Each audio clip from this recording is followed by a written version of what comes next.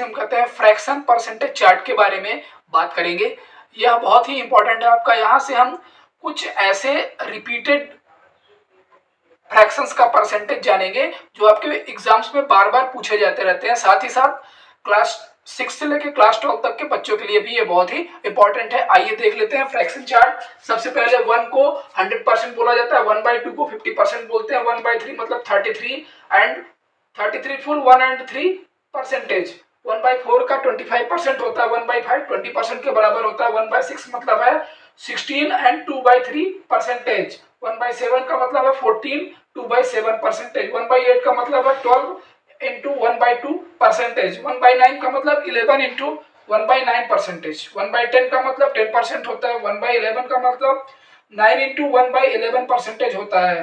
1/12 का मतलब 8 into 1/3 percentage होता है। इसी तरह से 1/13 का मतलब 7 इंटू 9/13 परसेंटेज। 1/14 का मतलब 7 इंटू 1/7 परसेंटेज। 1/15 का मतलब 6 इंटू 2/3 परसेंटेज। 1/16 का मतलब 6 इंटू 1/4 परसेंटेज। 1/17 का मतलब 5 इंटू 15/17 परसेंटेज। 1/18 का मतलब 5 इंटू 5/9%। 1/19 का 5 इंटू 5/19 परसेंटेज।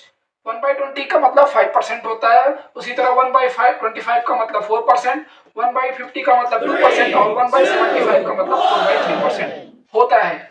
कुछ स्पेशल फ्रैक्शंस जैसे 5/8 को हम 62.5 परसेंटेज बोलते हैं, 7/8 को 87.5 परसेंटेज बोलते हैं। 4/9 का मतलब होता है 44 इंटू 4/9 परसेंटेज।